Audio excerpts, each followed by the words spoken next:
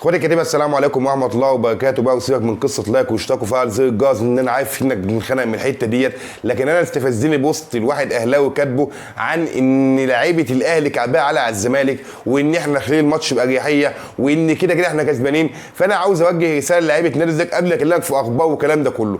بص، انا عاوز رجاله، يعني يوم الماتش اللي هو بكره انا عاوز رجاله، عاوز فوعليه، عاوز عمال باليوميه، عاوز مبلطين سيراميك يمسكوا لعيبه الاهلي يصرمكوا ابوهم في الارض. انا عاوز رجاله بمعنى كلمه رجاله، عاوز رجاله تاكل الزلط. عارف الفوعليه اللي بيمسكوا الجدار يخلوه 15 حته في ظرف دقيقتين عم يشربوا كوبايه شاي وسجاره؟ انا عاوز الناس دي، انا عاوز رجاله تنزل الملعب تاكل لعيبه الاهلي.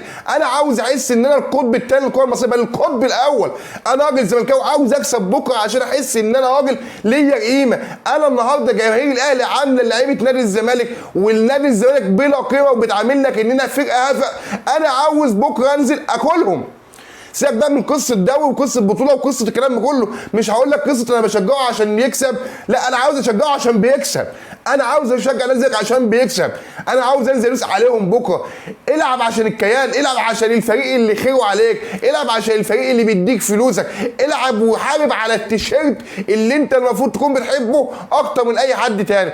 جماهيرك وخدت دعمها منك، والناس اللي صناع المحتوى خدت منهم الدعم، وخدت دعم يخليك تبقى احسن فريق في العالم. انزل اهريهم بكره، انزل افرض رتمك واسلوبك. سيبك بقى يلعبوا التكتيك على التكتس، على اي حاجه، على الفنيات، على التشكيل. انا عاوز 11 واحد ينزلوا ياكلوا النجيله. انا عاوز احس ان انا الزمالك، عاوز احس ان انا هم يخافوا مني، مش اللي صفحات الزمالك المرتزقه خايفين من لعيبه الاهلي. ليه؟ انا راسي براسه، انا اكتر نادي واخد بطولات في القرن العشرين. انا الزمالك، انتوا مين؟ انا عاوز اقول بكره انا الزمالك، انتوا مين؟ انا عاوز انزل امسك لعيبه الاهلي ابلطها. فيش التحام غير لما يكون برجوله، فيش هجمه غير لما تكون بتعرق وتموت على اكل عيشك. هتلاقي جمهور نادي الزمالك واقف في ظهرك، ورساله جماهير نادي الزمالك ما تطلعش تقول ليه ليه. ايه يا عم؟ انا عاوز جماهير لو اللعيب كتع تديله دعم جماهيري تخليه يقوم يجي ياكل لعيبه الاهلي. انا لازم اكسب، انا لازم اكسب، مش عشان خاطر البطوله وهتطلع تقول اصل الدور الاول لسه بدري عليه وانت قلت لنا الكلام ده كله. ماشي، انا عشان اخلي الناس دي تخرس وتحط جزمه قديمه في بقها عشان اعرفهم من هم الزمالك او من هو الزمالك. الزمالك اللي طلع اساطير، والزمالك اللي كان شرف الكره المصريه، واللي انا عاوز ارجع الزمالك بطل اللعبه الاوحد. انا عاوز الزمالك بتاع القرن العشرين، عاوز لعيبه تنزل تاكل النجيله. ما تقوليش بقى ده انا هنام واصحى يزيد حب الكيان. مع احترامي ليك، انا بحب الكيان سواء بيكسب او بينزل، لكن انا عاوز اشجعه المره دي عشان بيكسب مش عشان يكسب. زهقنا من قصه اصل انا بشجعه عشان يكسب، لا، انا عاوز اشجعه عشان بيكسب. انا بحبه عشان بيكسب مش من هزم.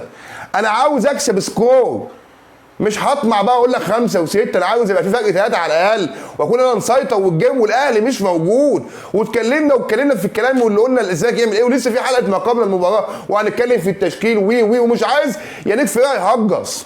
انا عاوز مدرب ليه شخصيه ينزل يقول لهم احنا هنكسب الماتش ده، يا هنكسبه، مفيش اختيار، مفيش اختيارين، هو اختيار واحد، يا نكسب يا نكسب، يا نكسب فرق واحد يا نكسب فرق 3.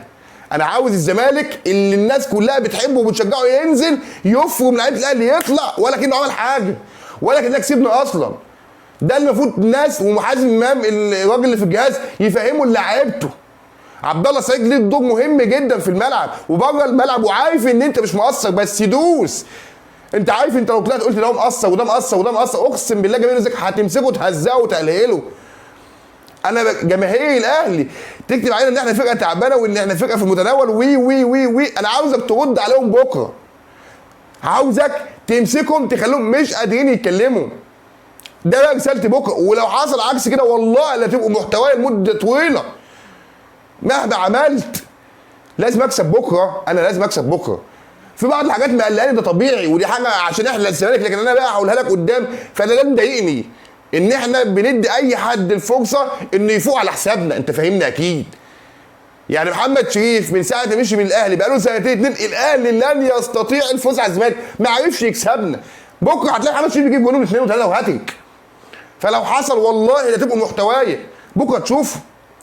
في بعض الحاجات كده، يعني محمد شريف من ساعه ما مشي من الاهلي لعب 4 ماتشات، ماتش كسبنا فيه 2-1 لو انت فاكر بتاع جولين سيف الدين الجزيري ايام جمال موتياما والعيال الصغيره ديت، وتعادلنا ماتشين ماتش بعدها 1-1 والاهلي انسحب مره والزمالك انسحب مره. فتلاقي محمد شريف بكره يقول على قفاه وبيطلع بيه ترند، والله لا هزقكم بكره تشوفوا. في بعض الحاجات كده طبعا وانت عارفها، ودي حاجه على قفا الزمالك يعني بتبان بسبب ضعفنا واستهتارنا. بمعنى ايه؟ اي لاعب انتقل من الاهلي راح الزمالك لازم في الماتش اللي بعدين يجيب فينا جول، وعندك ذكريات بقى مع مؤمن زكريا ومع كهربا ومع امام عاشور، فتلاقي زيزو اللي احتماليه اقترابه من لاعب المباراه بقى جاهز ما ينزلش فيها يحط فيها جول مهما كان الظروف والاسباب والاصابات والحكايات، ما ينزلش يجيب فيها جول ويحتفل قصادي. وهعرفكم بعد الماتش لو جلاه حصل والله لا تبقوا محتوايه. ده ما ينفعش خالص ولا يليق بحجم نادي الزمالك. في بعض الحاجات مضايقاني، يعني انا مثلا بكره ما تلاقيش محمد شريف بيجيب فيها جون، ما تلاقيش اخوان بزيرة بينصاب وابقى طالع بقى خايف ساعه ما ينهزم او ساعه ما يجي فينا جون وبزيرة ينصاب تلاقي الفريق اتفكك. لا يعني لا. في بعض الحاجات مخوفاني بسبب كده، ده حظ نادي الزمالك او ده نحس نادي الزمالك. اكسر النحس بكره. ده انا عايز اقول اكسر النحس، ما تخليش حاجه اسمها نحس وحاجه اسمها حظ تسيطر على فكرك وتخليك تطلع بره الماتش. انا عاوز اكسب يكسب زي ما قلت لك. فالحاجات دي مضايقاني وبتخلي طرف المنافس يدوس عليك. لا انا والله لو لاعب في نادي الزمالك بكره في ماتش القمه لا اجري واموت نفسي، لا اول فنيات على التكتيك على كل حاجه، هاجي اموت نفسي. وخلينا نشوف بقى ده بعيننا يوم ماتش القمه، ما بقاش خايف وبنقل الكره بخوف. خليك حذر. فريق الاهلي فريق محترم، فريق محترم، لكن انا وصلت لك اللي في دماغي وده اللي عاوز يكون موجود. انا عاوز رجاله فوعليه تيجي على الكوره كأن النهارده اخر يوم في حياته الكرويه، ده ماتش اعتزالك. وعاوز اي ماتش قمه كده، انا عاوز اي ماتش قمه كده ما يبقاش عندنا شويه عيال خايفه وعيال توتو ونوتو يكونوا خايفين من لعيبه الاهلي. هم دول بينزلوا اعصاب بارده ليه وانت ما عندكش اعصاب بارده؟ ما تمشي بره النادي لو ما عندكش اعصاب بارده، واخرج في 60 دقيقه ايا كان هو لاعب مين. انتوا مش عارفين الجمهور بينحرق دمه ازاي عشان خاطر يشجعك انت اللي هتبقى فرحان، وانا هفرح لفرحك. يعني انت بتبقى فرحان وازاي بيكسب، انا هبقى فرحان وهفرح لك وهخليك مزقطط وهدعمك واغني لك وهطلعك واطبل لك واعمل لك كل اللي انت عاوزه. فرساله ايه ازاي؟ اقسم بالله لو حصل عكس كده لازم تبقوا محتوى ايا كان الرد. انا عاوز رجاله وحوش في الملعب، عاوز اي التحام الاقي 2 3 بيعملوا تاكلينج والكوره بتنشال. خلي عندك رجوله بقى يعني زي ما قلت لك، سيبك من التكتيك بقى والكلام، لا اعرف ده اعمل دور اللي لك عليه المدرب، لكن تيجي الهجمه مرتده عليك جونك ده هو شرفك. حافظ عليه لحد لو هتموت موت، انت بتأدي واجبك وبتأدي شغلك اللي بتكسب عليه فلوس. ده شغلك اللي بتاكل منه فلوس واللي بيخليك راكب عربيات وراكب والدنيا والترند وراكب كل حاجه. فالايام ما بيننا وبكره مش بعيد، يوم الاثنين مش بعيد، وخلينا نتفرج على الماتش وان شاء الله اكون معاكم دقيقه قبل الماتش. سيبك بقى من الماتش وركنوا على جنب اللي انا هينحرق دمي والله العظيم وعيت، انا اسف يعني، ولو اسلوبي ما عجبكش فانا اسف، لكن ده عشان خاطر انا متضايق من اللي بيكتبوه جماهير الاهلي المدفوعه على الصفحات المدفوعه ضد نادي الزمالك. فالزمالك وطبعا اتكلمنا في الحلقه اللي فاتت عن وجود ازمه ماليه كبيره والزمالك عنده بتاع، فالزمالك خلال الايام الجايه هيعلن عن راعي جديد عشان خاطر الزمالك محتاج فلوس. ممكن تلاقي بكره كمان الزمالك بيعلن عن الراعي ده. حلو.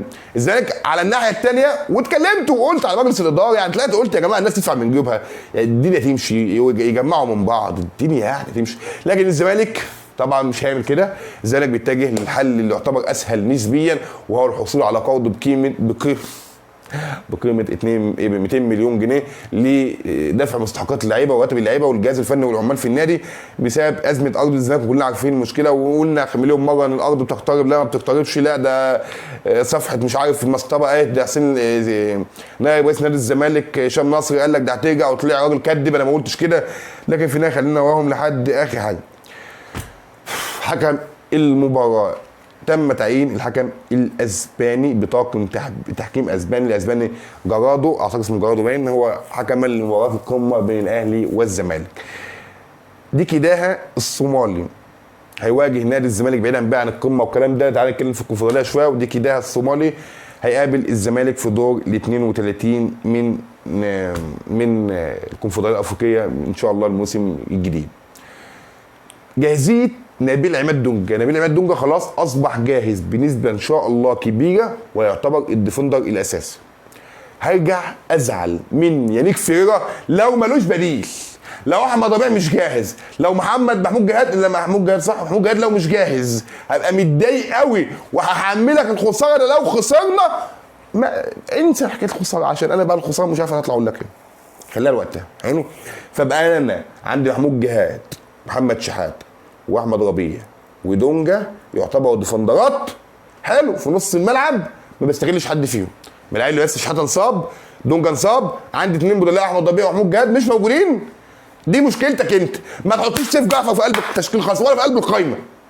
اي لاعب مهاري يقدر يفيد نادي الزمالك عنده قابليه ان يموت في الملعب حطه في التشكيل. بص بقى انا هسيبك بدماغ، مش هعتمد اسماء ولا هعتمد لاعبين، انا هعتمد 10 فواعليه غير الجون، 11 فواعلي بيدافعوا عن تيشيرت نادي الزمالك للفوز بالقمه. اختياراتك براحتك، تكتيكاتك براحتك. الحلقه دي انا طالع اتكلم فيها بدون اقول لك ازاي، بدون اي فنيات. حلقه الفنيات جايه الحلقه اللي بعد كده، ممكن تلاقيها بكره الظهر، ممكن تلاقيها بكره بالليل زي دلوقتي، اي حاجه هتلاقيها موجوده قبل الماتش. وهطلع اتكلم على تشكيل متوقع وتشكيل انا اللي احب اشوفه في الملعب. ممكن يكون غلط، ممكن هو يكون صح، لكن اتكلم في حته الفنيات الحلقه الجايه. فانا هنا وصلت معاك للنهايه، فمن فضلك لو شايفني كراجل زملكاوي او راجل اهلاوي تحب تشوفني بعد كده، تعمل لايك واشتراك وتفعل زر الجرس عشان يوصلك للجديد. ما عجبكش كلامي برضه رايك محترم، حط رايك في الكومنتات حتى من غير لايك واشتراك، وان شاء الله اشوف حلقه جديده، والسلام.